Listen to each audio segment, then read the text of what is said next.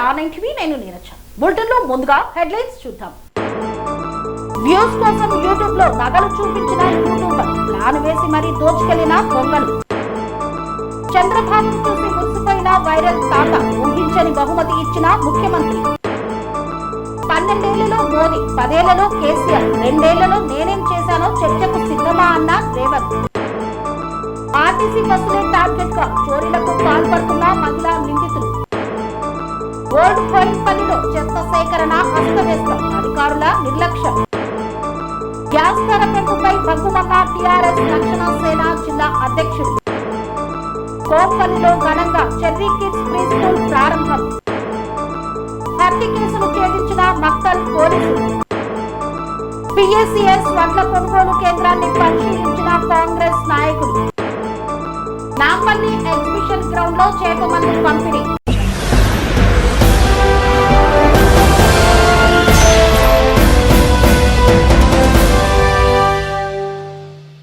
Social మీడియాలో views కోసం, లైకుల కోసం తమ ఇల్లు, నగలు, లగ్జరీ లైఫ్ ను చూపించే వారికి కనువిప్పు కలిగించే ఘోర ఘటన శివపూరి జిల్లాలో చోటు చేసుకుంది.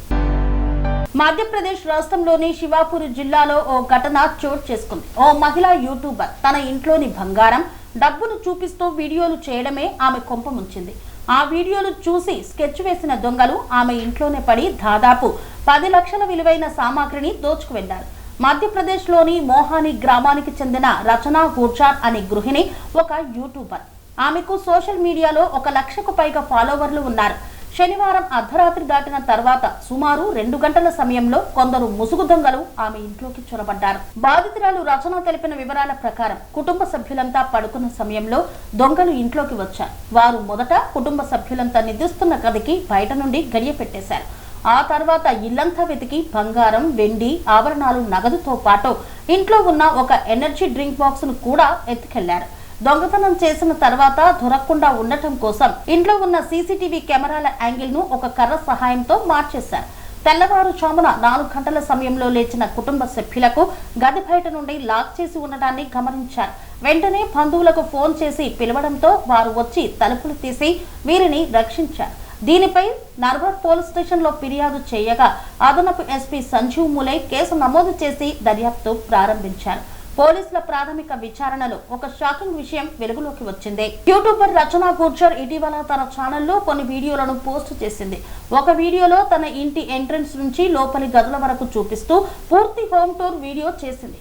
దీనివల్ల ఇల్లు ఎలా ఉంటుంది, ఏ గది ఎక్కడ ఉందో దొంగలకు ముందే ఒక ఐడియా వచ్చేసింది. మరో వీడియోలో తన దగ్గర ఉన్న భారీ బంగారం నగలు, కట్టల కొద్ది నగదును ఒక టేబుల్ మీద పెట్టి మరీ చూపించింది. ఈ వీడియోలను చూసిన దొంగలు ఇంట్లో ఎక్కడెక్కడ ఏమున్నాయి, సెక్యూరిటీ ఎలా ఉంది అనే దానిపై పక్కా ప్లాన్ వేసుకొని ఈ చోరీకి పాల్పడ్డారని పోలీసులు బలంగా అనుమానిస్తున్నారు. దొంగలు ఆ గ్రామస్తులై ఉంటారని భావిస్తున్నారు.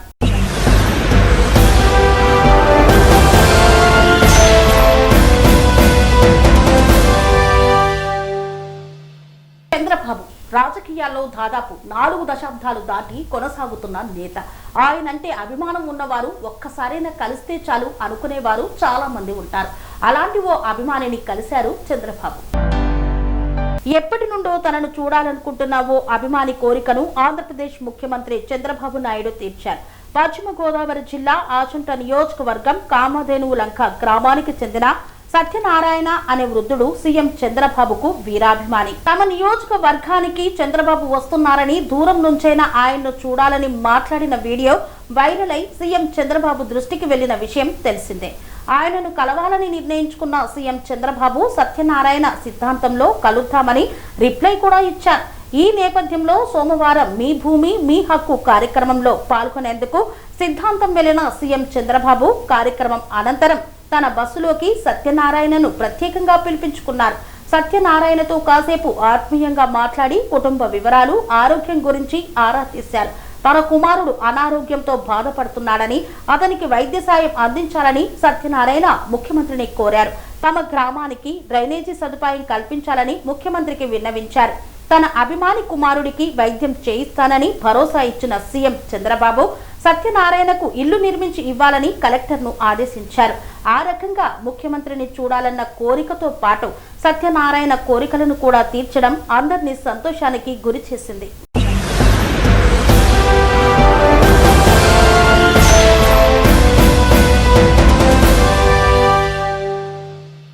12 ఏళ్లలో మోదీ, 10 ఏళ్లలో కేసీఆర్, 2 ఏళ్లలో తాను ఏం చేశానో అసెంబ్లీలో చర్చిద్దామని బీజేపీ, బీఆర్ఎస్లకు సీఎం రేవంత్ రెడ్డి సవాల్ విసిరారు. తెలంగాణ నుండి 8 మంది బీజేపీ ఎంపీలను గెలిపిస్తేనే మోదీ ప్రధాని అయ్యారని, అలాంటప్పుడు తెలంగాణ రాష్ట్ర అవసరాల కోసం బీజేపీ ఎంపీలు మోదీని అడగరా అని ప్రశ్నించారు. కేంద్రం నుండి తెలంగాణకు రావాల్సిన నిధులు లేకుండా బీజేపీ ఎంపీలు పొంకణాలు కొడుతున్నారని విమర్శించారు. తుమ్మిడిహట్టి ప్రాజెక్టు గురించి మహారాష్ట్ర సీఎం తెలంగాణలో చర్చలకు రాకుండా అడ్డుకుంటున్నది కిషన్ రెడ్డేనని, నేను ఏం చేసినా ఆయన అడ్డుపడుతున్నారన్నారు. కిషన్ రెడ్డి ఎంత లడాయి కోతి అనేది అందరికీ తెలుసని ఎద్దేవా చేశారు. సబర్మతి నదిని సూపర్ అంటున్న బీజేపీ ఎంపీలకు మన మూసి బాగుపడాలని లేదా, మూసి పునర్జీవనాన్ని ఎందుకు అడ్డుకుంటున్నారని ప్రశ్నించారు. తెలంగాణను అభివృద్ధి చేసుకునే బాధ్యత బీజేపీ ఎంపీలకు లేదా అని నిలదీశారు. గ్రేటర్ హైదరాబాద్ చుట్టూ 4 ఎంపీలు ఉన్నారని, వీళ్లు మెట్రో, మూసి ప్రక్షాళనకు కేంద్రం నుండి ఎందుకు అనుమతులు తీసుకోవడం లేదన్నారు. ఎన్నాళ్ళు గుజరాత్కి గులాములుగా ఉంటారని హాట్ కామెంట్స్ చేశారు. ఇక 10 ఏళ్లుగా సీఎంగా ఉన్న ఆయన అధికారం పోగానే ఫామ్ హౌస్ లో పండుకున్నాడని కేసీఆర్ ను విమర్శించారు.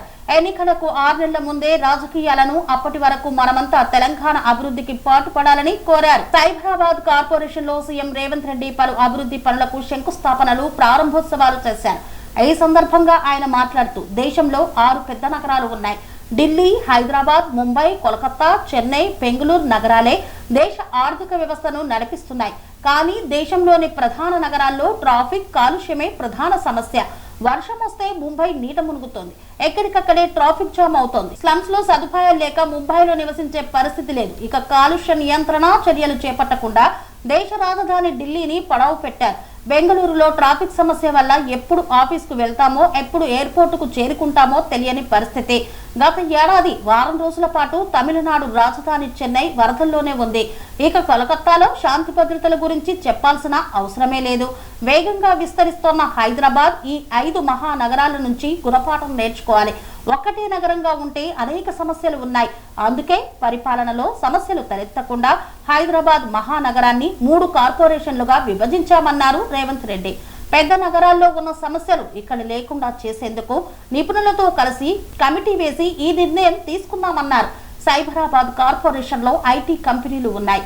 అమెరికా సిలికాన్ వ్యాలీతో మన సైబరాబాద్ పోటీ పడుతోంది. ఇక 76 డివిజన్లతో మల్కాజ్గిరి మున్సిపల్ కార్పొరేషన్ ఏర్పాటు చేశాం. అన్ని శాఖలతో సమన్వయం ఉండేలా సరిహద్దులతో కార్పొరేషన్లు ఏర్పాటు చేశామని తెలిపారు.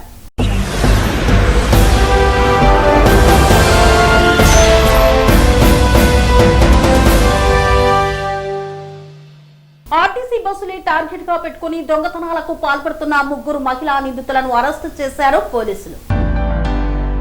తిరుపతి జిల్లా ఎస్పీ ఎల్ సుబ్బారాయుడు ఆదేశాల మేరకు పాకాల మండల పరిధిలో ఇటీవల కాలంలో ఆర్టీసీ బస్సులలో ప్రయాణికుల బ్యాగులు, హ్యాండ్ బ్యాగుల నుండి బంగారు ఆభరణాలు అపహరిస్తున్న ముఠాలపై ప్రత్యేక నిఘా ఏర్పాటు చేశారు.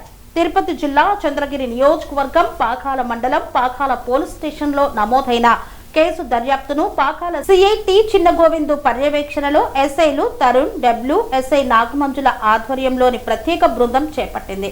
దర్యాప్తులో భాగంగా నిందితుల కదలికలను గుర్తించిన ప్రత్యేక బృందం ఆదివారం జూన్ 7వ తేదీన సాయంత్రం 6 గంటలకు శంకంపల్లి ఫ్లైఓవర్ కింద 3 మహిళా నిందితులను అదుపులోకి తీసుకుని అరెస్టు చేసింది.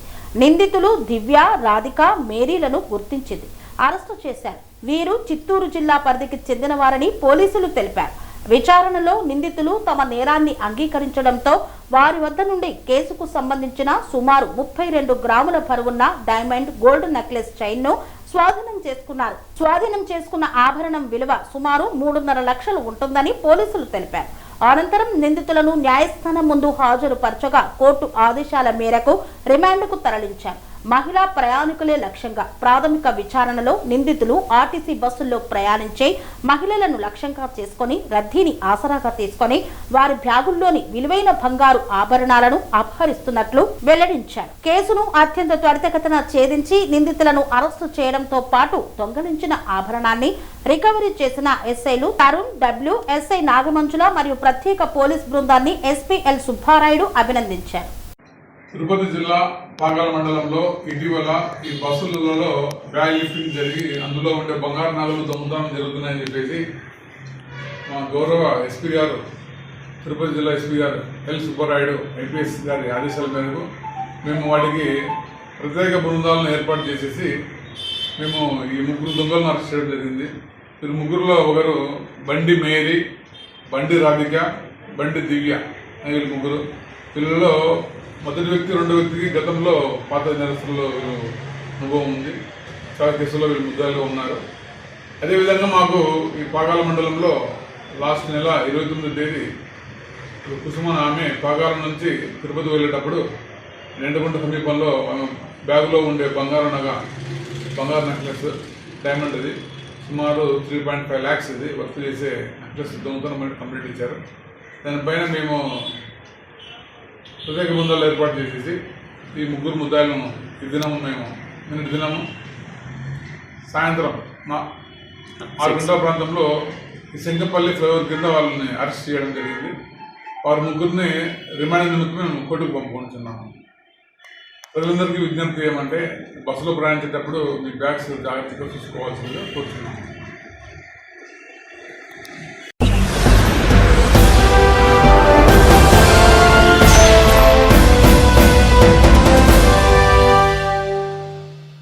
మల్కాజ్గిరి మున్సిపల్ కార్పొరేషన్ పరిధిలోని బహిరంగ ప్రదేశాలు మినీ డంపింగ్ యార్డులుగా మారిపోతున్నాయి. చెత్త సేకరణపై అధికారుల నిర్లక్ష్యంతో బహిరంగ ప్రదేశాలను చెత్త కుప్పగా మారుస్తున్నారు కాలనీవాసులు. గత కొన్ని నెలల నుండి మల్కాజ్గిరి మున్సిపల్ కార్పొరేషన్ పరిధిలోని ఓల్డ్ పోయిన్పల్లి డివిజన్ 262లో చెత్త సేకరణ సమస్య రోజురోజుకి పెరిగిపోతోంది తప్ప చర్యలు తీసుకోవడం శూన్యం. ప్రధాన వీధుల్లో, రహదారుల్లో చెత్త సేకరణ డబ్బాల ఏర్పాట్ల విషయంలో ప్రజలు ఆగ్రహిస్తున్నారు. ప్రధాన రహదారులే చెత్త సేకరణ కేంద్రాలు అవ్వడం, డబ్బాలలో కన్నా బహిరంగ ప్రదేశాలలో చెత్త వేస్తూ ఉండటం ప్రజలకు, కాలనీవాసులకు పరిపాటి అయ్యింది. ముఖ్యంగా ప్రజల్లో, కాలనీవాసులలో మున్సిపల్ యంత్రాంగం పట్ల విశ్వసనీయత కోల్పోతున్నారు. అవగాహన కల్పించకపోవడం, బహిరంగ ప్రదేశాలలో చెత్త వేస్తే కఠిన చర్యలు ఉంటాయని ప్రచారాలు చేయకపోవడం, డివిజన్ స్థాయి అధికారులు కాలనీలలో క్షేత్రస్థాయిలో పర్యటించకపోవడం అన్నీ కూడా విడ్డూరంగా ఉన్నాయి. గతంలో ఈ సమస్యలపై TR9 టీవీ న్యూస్ ఛానల్లో, పత్రికల్లో ప్రసారాలు చేసినా స్పందించకపోవడం వారి అధికార దుర్వినియోగానికి నిదర్శనం. ఓల్డ్ బోయిన్పల్లి నుండి హస్మత్పేట్ ప్రధాన రహదారి, HAL కాలనీ, ఓల్డ్ బోయిన్పల్లి చివరి bus stop, Kalinga enclave, MMR gardens, military dairy farm రోడ్లలో బహిరంగంగా బట్టలు, కుళ్ళిన పండ్లు, మద్యం సీసాలు, కార్లు విడి భాగాలు, ఇంట్లోని వ్యర్థాలు, మొబైల్ వ్యర్థాలు, గృహోపకరణ వ్యర్థాలు ఇలా చాలా రోడ్లపై వేస్తున్నారు. ఇంకా అక్కడ వాహనాల అక్రమ పార్కింగ్లను పట్టించుకునే నాదుడే లేడు. ఇలాంటి సంఘటనలు పునరావృతం కాకుండా దుకాణ యాజమానులకు, పండ్ల వర్తకాలకు, సోఫాల తయారీ, పాన్ షాపుల నిర్వహణలకు, టిఫిన్ సెంటర్స్ కు, మొబైల్ షాప్స్ కు యాజమానులకు, కాలనీ బస్తీవాసులకు ఇంటింటికి అవగాహన కల్పించాలని, ముఖ్యంగా చెత్త సేకరణ ప్రాంతాలలో సీసీ కెమెరాల ఏర్పాటు లేదా మున్సిపల్ సిబ్బందిని నియమించడం, ఫ్లెక్సీలను ఏర్పాటు చేయాలని చాలా మంది కోరుతున్నారు. ఈ చెత్త వల్ల వాహనదారులకు, నడకదారులకు దుర్గంధం, దోమల వల్ల అనారోగ్యం పాలు అవుతున్నారని వాపోయారు. సోమవారం రోజున మాజీ కార్పొరేటర్ ముద్దం నరసింహ యాదవ్ బస్తీ పర్యటనలో చెత్త సేకరణ కేంద్రాలను పరిశీలించి అధికారుల తీరుపై అసహనం వ్యక్తం చేశారు. ఇకనైనా ఓల్డ్ బోయిన్పల్లి మున్సిపల్ అధికారులు మేల్కొని కఠిన చర్యలు తీసుకోవాలని, ప్రజల్లో అవగాహన కల్పించాలని TR9 టీవీ న్యూస్ ఛానల్ కి పలువురు విజ్ఞప్తి చేశారు.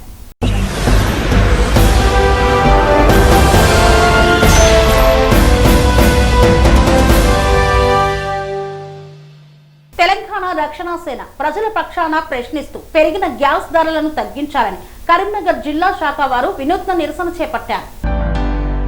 తెలంగాణ రక్షణ సేన పార్టీ కరీంనగర్ జిల్లా శాఖ ఆధ్వర్యంలో తెలంగాణ ధర్నా చౌక్ లో గ్యాస్ ధరలు తగ్గించాలని వినూత్న నిరసన తెలిపారు.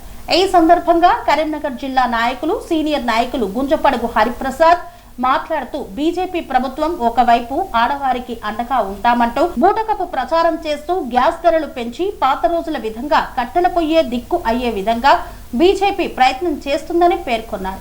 కేంద్ర ప్రభుత్వం వెంటనే గ్యాస్ ధరలు తగ్గించాలని కరీంనగర్ జిల్లా కేంద్రంలో తెలంగాణ రక్షణ సేన బాధ్యులు గుంజపడుగు హరిప్రసాద్ డిమాండ్ చేశారు. కరీంనగర్ లో స్థానిక తెలంగాణ చౌక్ లో కట్టెల పొయ్యి మీద వంట చేసుకుని తమ నిరసనను తెలియజేశారు. మోదీ ప్రభుత్వం వచ్చినప్పటి నుండి గ్యాస్ ధరలను 3 నెలల్లోనే 3 విడతలుగా పెంచి బడుగు, బలహీన వర్గాల నడ్డి విరిచే విధంగా పనిచేస్తుందని వారు ఆవేదన వ్యక్తం చేశారు. కేంద్ర ప్రభుత్వం పెంచిన వంట గ్యాస్ ధరలను తగ్గించి నిరుపేద ప్రజలకు అండగా ఉండాలని పేర్కొన్నారు. లేని పక్షంలో తెలంగాణ రక్షణ సేన ఆధ్వర్యంలో జిల్లాలో పెద్ద ఎత్తున మోదీ ప్రభుత్వానికి వ్యతిరేకంగా పోరాటం ఉంటుందన్నారు. ఈ కార్యక్రమంలో జిల్లా ప్రధాన కార్యదర్శి మేకల తిరుపతి, మహిళా విభాగం జిల్లా అధ్యక్షురాలు అంకం శివరాణి, ఆదివాసీ విభాగం జిల్లా అధ్యక్షుడు కూతాడి శ్రీనివాస్, జిల్లా సీనియర్ నాయకులు రంగరవేణి లక్ష్మణ్ తదితరులు పాల్గొన్నారు. ఆ యొక్క నిరసనలు తెలియజేస్తా ఉన్నాం. ఈరోజు కేంద్ర ప్రభుత్వం 5 రాష్ట్రాల ఎన్నికలు కాగానే టకా గ్యాస్ ధరలు పెంచుకుంటా ఈరోజు 100 రూపాయలకు దగ్గర 100 రూపాయలను ఈరోజు పెంచడం జరిగింది 3 దఫలుగా. ఒకసారి 60, ఒకసారి 17, మొన్న 29 రూపాయలు. ఈరోజు ఒక పక్క గ్యాస్ ను వాడకంలో ఇప్పటికే కేంద్ర ప్రభుత్వం మీరు వాడద్దు అని చెప్పి కమర్షియల్ అంతా కూడా బంద్ చేసిండు. రేపొద్దున జరిగేటువంటి పరిణామం ఏంటంటే మన ఇళ్లలో సప్లై చేసే గ్యాస్ ను కూడా ఈ కేంద్ర ప్రభుత్వం బంద్ చేసేటువంటి పరిస్థితి కనబడతా ఉంది. వెనకట ఎప్పుడు మనకు కట్టెల పొయ్యి నుండి కొద్దిగా గ్యాస్ తెచ్చుకున్నాం. మళ్ళీ కేంద్ర ప్రభుత్వం వెనకకు 3 నెలల్లోనే 3 సార్లు గ్యాస్ ధరలు పెంచి సామాన్య ప్రజలకు అందుబాటు లేకుండా ఈరోజు గ్యాస్ ధరలు పెంచడంతో నిరసనగా ఇలా తెలంగాణ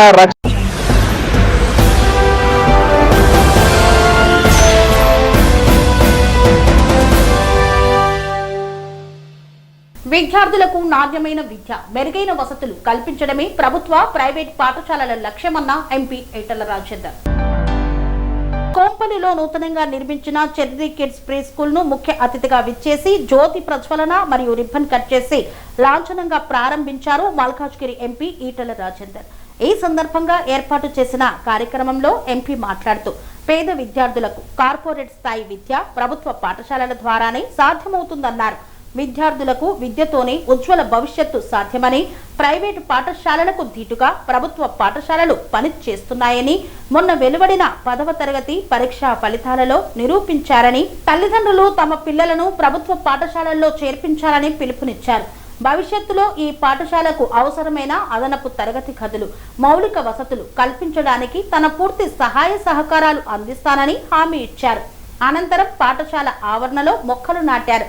ఈ కార్యక్రమంలో స్కూల్ కరెస్పాండెంట్ సరితారావు, జిల్లా అధ్యక్షులు రాజిరెడ్డి, కోంపల్లి దూలపల్లి డివిజన్ అధ్యక్షులు సతీష్ సాగర్, గ్రామ పెద్దలు తదితరులు పాల్గొన్నారు. సరిత గారు గత 10 సంవత్సరాలుగా ఉద్యోగంలో బిజీ ఉన్నటువంటి పిల్లలు గొప్పగా ఎదగాలని చెప్పి కోరుతున్నటువంటి కుటుంబాలకి, చిన్న పిల్లలకి చెర్రీ కిడ్స్ పేరిట ఒక ప్లే స్కూల్ స్టార్ట్ చేసి అంచెలంచెలుగా ఎదిగి ఈరోజు కొంపల్లిలో కూడా 2వ బ్రాంచ్ ఓపెన్ చేశారు. సరిత గారికి శుభాకాంక్షలు తెలియజేస్తారు. ఈ ప్రాంతంలో ఉన్నటువంటి చిన్న పిల్లలకి మంచి పిల్లలుగా తీర్చిదిద్దడంలో, ఆరోగ్యవంతమైన పిల్లలు చెర్రీ కిడ్స్ గొప్పగా పాత్ర నిర్వహిస్తారని చెప్పి ఆశిస్తుంది. అందులో పనిచేసేటువంటి టీచర్లకి, ఇతర స్టాఫ్కి, పేరెంట్స్కి అందరికీ శుభాకాంక్షలు. అందరికీ నమస్కారం. 2011లో అపర్ణ ఫామ్ గ్రోలో మేము చెర్రీ కిడ్స్ అనే ప్రీ స్కూల్ స్టార్ట్ చేయడం జరిగింది. ప్రీ స్కూల్ అనేది ఇవాళ రేపు ఎంత అవసరం అయిపోయిందంటే, చాలామంది most of the working parents ఉంటారు. ఇద్దరు పేరెంట్స్కి 1 ఇయర్ నుంచి 1.5 ఇయర్ నుంచి కూడా వాళ్ళ పిల్లల్ని టేక్ కేర్ చేసే పరిస్థితి లేక, ఇంత వాళ్ళు పెద్దవాళ్ళు చూసుకునే పరిస్థితి లేక, ఇలాంటి సిచ్యువేషన్స్లో ప్లే స్కూల్ అనేది చాలామందికి మంచి అవకాశంగా ఉంటుంది. సో మేము 2011 నుంచి ప్లే స్కూల్ రన్ చేస్తూ ఇప్పుడు గ్రేడ్ 1 వరకు అపర్ణ ఫామ్ గ్రోలో రన్ చేస్తున్నాం. చాలామంది పేరెంట్స్ డిమాండ్ మేరకి మాకు దూరం అవుతుంది అలా అని అడగడం వల్ల గజానన హోమ్స్ దగ్గర ఈ 2nd బ్రాంచ్ స్టార్ట్ చేయడం జరుగుతుంది. మా గ్రోత్కి మెయిన్ కారణం మా పేరెంట్స్కి మా మీద ఉన్న విశ్వాసమే.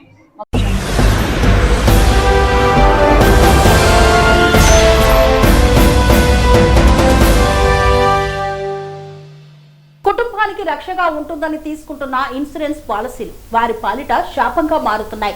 50 లక్షల పాలసీ డబ్బుల కోసం హత్య చేసిన నిందితులను పోలీసులు అరెస్టు చేశారు. నారాయణపేట జిల్లా మక్తల్ పోలీస్ స్టేషన్ లో నమోదైన హత్య కేసును పోలీసులు చాకచక్యంగా ఛేదించి 3 నిందితులను అరెస్టు చేశారు. 3 నిందితులను అరెస్టు చేసినట్లు నారాయణపేట డీఎస్పీ నల్లపు లింగయ్య ప్రెస్ మీట్ లో వెల్లడించారు. జూన్ 3, 2026న సాయంత్రం సుమారు 5:30 గంటల సమయంలో మారికల్ మండల కేంద్రానికి చెందిన బోడి రాజును నిందితులు అల్లం నాగరాజు, సిరిగిరి భానుప్రకాష్, ఆనంపల్లి భాస్కర్లు ముందస్తు పథకం ప్రకారం తమ వెంట తీసుకువెళ్లారు. మృతుడు బోడిరాజు పేరుపై సుమారు 50 లక్షల విలువైన జీవిత బీమా పాలసీ ఉండటంతో ఆ డబ్బును పొందాలనే ఉద్దేశంతో నిందితులు కుట్ర పన్నినట్లు విచారణలో వెల్లడైంది. పథకం ప్రకారం మృతుడికి అధికంగా మద్యం తాగించి సామన్పల్లి గ్రామ శివారులోని నిర్మానుష్య ప్రాంతానికి తీసుకువెళ్లి అక్కడ కట్టెలు మరియు రాళ్లతో దాడి చేసి హత్య చేశారు. అనంతరం ఘటనను రోడ్డు ప్రమాదంగా చిత్రీకరించే ప్రయత్నంలో భాగంగా గాయపడిన బోడిరాజును భానుప్రకాష్ కు చెందిన కారులో హైదరాబాద్లోని ఉస్మానియా జనరల్ ఆసుపత్రికి తరలించారు. అక్కడ వైద్యులు పరీక్షించి అప్పటికే మృతి చెందినట్లు నిర్ధారించారు. తదుపరి నిందితులు మృతుడి కుటుంబ సభ్యులకు ఫోన్ చేసి దండు చౌరస్తా సమీపంలో రోడ్డు ప్రమాదం జరిగిందని, చికిత్స నిమిత్తం ఆసుపత్రికి తరలించినప్పటికీ మరణించినట్లు తప్పుడు సమాచారం అందించారు. ఈ మేరకు జూన్ 4, 2026న మృతుడి కుటుంబ సభ్యులు మక్తల్ పోలీస్ స్టేషన్లో రోడ్డు ప్రమాద మరణంగా ఫిర్యాదు చేశారు. దర్యాప్తులో భాగంగా మక్తల్ ఎస్ఐ రాజు వాహనదారుడైన సిరిగిరి భానుప్రకాష్ ను అదుపులోకి తీసుకుని విచారించగా దండు చౌరస్తా వద్ద ఎటువంటి రోడ్డు ప్రమాదం జరగలేదని తేలింది. దీంతో నిందితులను లోతుగా విచారించగా హత్య కుట్ర వెలుగులోకి వచ్చింది. దర్యాప్తులో భాగంగా అట్టి కారు డ్రైవర్ భానుప్రకాష్ ను పోలీసులు తమదైన శైలిలో విచారించగా హత్య చేసింది తామే అని అంగీకరించారు. వారి నుండి స్వాధీనం చేసుకున్న వస్తువులు ఒక Kia Sonet car number TS08HG5543, ఆయుధంగా ఉపయోగించిన రాయి మరియు కట్టె. ఈ కేసులో అల్లెం నాగరాజు, సిరిగిరి భానుప్రకాష్, ఆనంపల్లి భాస్కర్లను అరెస్టు చేసి న్యాయస్థానం ఎదుట హాజరుపరుస్తున్నట్లు డీఎస్పీ తెలిపారు. కేసును వేగంగా ఛేదించి వాస్తవాలను వెలికితీసిన మక్తల్ సిఐ రామ్లాల్, ఎస్ఐ రాజు, ఎస్ఐ శంకరయ్య, కానిస్టేబుల్ అశోక్, నరేష్, శ్రీకాంత్ మరియు దర్యాప్తు బృందంలోని పోలీస్ అధికారులను, సిబ్బందిని డీఎస్పీ అభినందించారు. తేదీ 4వ తారీఖు నాడు జూన్ 4 నాడు బోడి అనురాధ అని చెప్పేసి ఆమె మరికల్ విలేజ్ చెందిన ఆమె తన భర్త దండు చౌరస్తాలో ఒక సోనెట్ కారు గుద్దడం వల్ల, రోడ్ క్రాస్ చేస్తుంటే సోనెట్ కారు గుద్దడం వల్ల చనిపోయిందని చెప్పేసి మక్తల్ పోలీస్ స్టేషన్లో దరఖాస్తు చేయడం జరిగింది. దానికి సంబంధించి మేము ఇన్వెస్టిగేషన్ చేస్తున్న క్రమంలో ఆ సోనెట్ కార్ డ్రైవర్ని, ఎవరైతే సోనెట్ కార్ ఓనర్లో భానుప్రకాష్ అతన్ని మన ఎస్ఐ ఈరోజు ఉదయం మక్తల్ ఎస్ఐ రాజు అతన్ని పట్టుకొని పోలీస్ స్టేషన్లో విచారించగా విస్తుపోయే విషయాలు తెలిసినాయి అన్నమాట. ఏంటంటే అతను యాక్చువల్గా యాక్సిడెంట్ కాలేదు. అతను దాంట్లో కార్లో ఉన్న రక్తం బట్టలు చూసిన తర్వాత ఏంటి అంత తర్వాత తాను తర్వాత తన ఫ్రెండ్ అయిన నాగరాజు అండ్ మరో ఫ్రెండ్ అయిన భాస్కర్ ముగ్గురం కలిసి మేము ఇతను చనిపోయిన వ్యక్తి రాజు అన్నమాట. 44 years ఉంటాయి. అతను మరికల్. అతన్ని అతని పేరు ఆల్రెడీ ఒక 2,000కు ఇన్సూరెన్స్ ప్రీమియం కట్టారు. 40 lakhs ఇన్సూరెన్స్ ఉండే. ఆ ఇన్సూరెన్స్ డబ్బుల్ని అసలు యాక్చువల్గా కాజేయడం కొరకు రోడ్డు ప్రమాదంగా చిత్రీకరించారు. కానీ యాక్చువల్గా అతను ఈ జక్లేర్ శివార్లో ఒక వాగులో తీసుకెళ్లేసి 3వ తారీఖు నాడు సాయంత్రం ఈ రాజుకు కొంచెం మద్యం అలవాటు అతనికి తాపి అతన్ని కట్టెలతో కొట్టి అండ్ రాళ్లతో కొట్టి చంపేశారు. కొనవిపితో ఉన్న వ్యక్తిని ఆన్ ది వేలో వీళ్ళే హాస్పిటల్లో షిఫ్ట్ చేయాలంటే మక్తలు కానీ లేకపోతే ఆన్ ది వేలో మహబూనా తీసుకెళ్ళొచ్చు. కానీ వీళ్ళందరూ అతన్ని రాజుని చంపిన తర్వాత అతన్ని డైరెక్ట్ ఉస్మాన్ హాస్పిటల్ తీసుకెళ్ళి అదే రోజు రాత్రి అక్కడ అడ్మిట్ చేయించారు. ఇది రోడ్డు ప్రమాదంగా చిత్రీకరించడానికి. అది చివరకు మేము గట్టిగా విచారించగా వీళ్ళు అతని బీమా సొమ్ముని 40 lakhs కాజేయడం కొరకు, ఇతను ఆర్థిక కష్టాల్లో ఉండే నాగరాజు బీమా సొమ్ము చేయడం కొరకు భానుప్రకాష్ చెందిన కారులో భాస్కర్ ముగ్గురు కలిసి హత్య చేశారు. దాంట్లో మనం ఈరోజు వాళ్ళని ముగ్గురు కూడా అదుపులో తీసుకోవడం జరిగింది. వాళ్ళ దగ్గర దానికి ఉపయోగించిన కట్టెలు అండ్ రాళ్ళు స్వాధీనం చేసుకోవడం జరిగింది. వాళ్ళు ట్రాన్స్పోర్ట్కి వాడిన కార్ను కూడా స్వాధీనం చేసుకోవడం జరిగింది. దీంట్లో ఏంటంటే ఇతనికి ఒక చరిత్ర ఉందన్నమాట. నాగరాజుకి ఏంటంటే ఎవరైనా అనారోగ్యంగా ఉన్నట్లయితే ఆర్ఎంపీ డాక్టర్ వాళ్ళతోటి టచ్లో పెట్టుకొని గతంలో కూడా 1-2 కేసులు బీమా సొమ్ము కొరకు అదే సహజంగా చనిపోతే కూడా యాక్సిడెంట్లో చనిపోయాడని చెప్పేసి అని స్నేక్ బైట్తో చేసిందని చెప్పేసి అని చేసినట్లుగా తెలుస్తుంది. దాన్ని కూడా మేము విచారణ చేస్తున్నాం.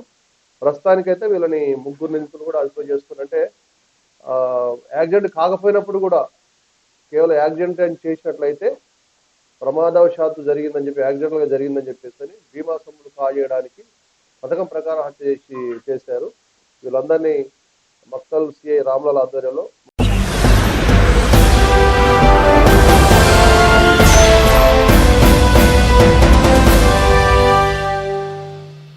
దుబ్బాక మండలంలోని పిఎస్సిఎస్ వడ్ల కొనుగోలు కేంద్రాలను సందర్శించిన SC corporation chairman Nagarikari Preetham. Siddipet జిల్లా దుబ్బాక మండలం మరియు మున్సిపల్లోని పిఎస్సిఎస్ ఐకేపీ మోప్మా ఆధ్వర్యంలో వడ్ల కొనుగోలు కేంద్రంలో అన్లోడింగ్ త్వరగా నిర్వహించాలని, అలాగే మిగిలిన ధాన్యాన్ని 3-4 రోజులలో లిఫ్ట్ చేయాలని అధికారులతో మాట్లాడి రైస్ మిల్లర్లను ఆదేశించారు SC corporation chairman Nagarikari Preetham. Dubbaka నియోజకవర్గ కాంగ్రెస్ పార్టీ ఇన్ఛార్జ్ చెరుకు శ్రీనివాస్ రెడ్డి ఈ కార్యక్రమంలో AMC chairman Kongari Ravi, PSCS vice chairman రైతుల సమస్య గురించి వారికి తెలియజేశారు. రైతులు ఎవరు అధైర్యపడవద్దని, పూర్తి స్థాయిలో వడ్లు కొనుగోలు చేస్తామని తెలియజేశారు.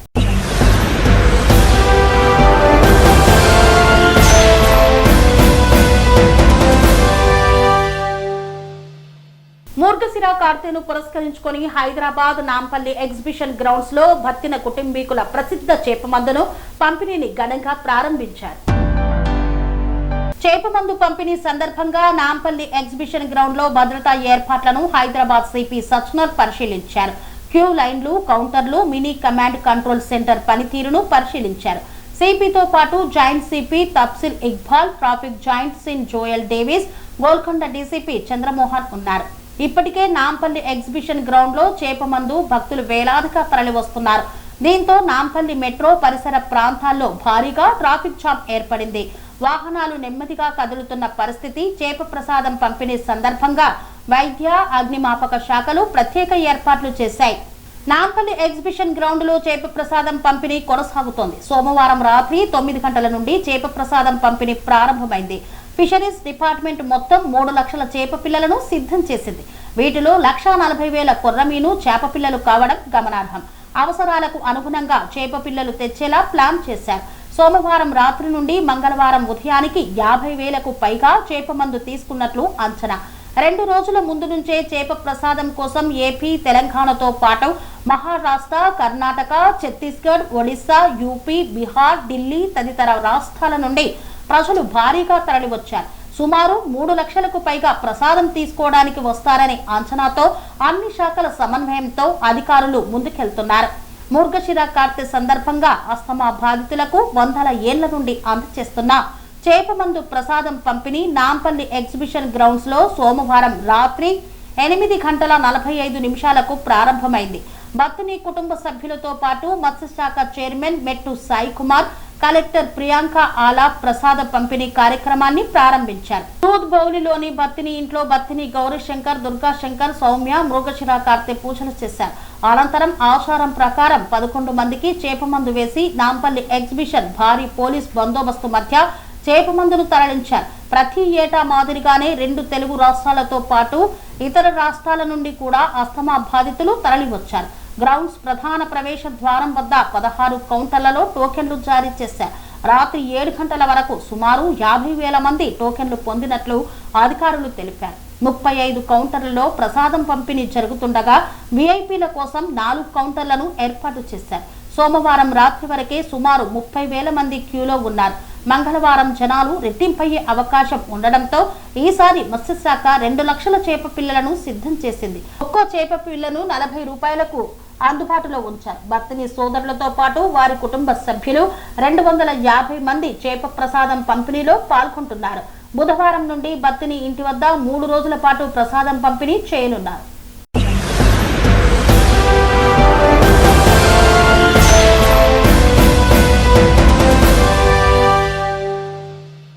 ఇంతటితో వార్తలు సమాప్తం. మరిన్ని అప్డేట్స్ కోసం చూస్తూనే ఉండండి ధ్యాన్ టీవీ.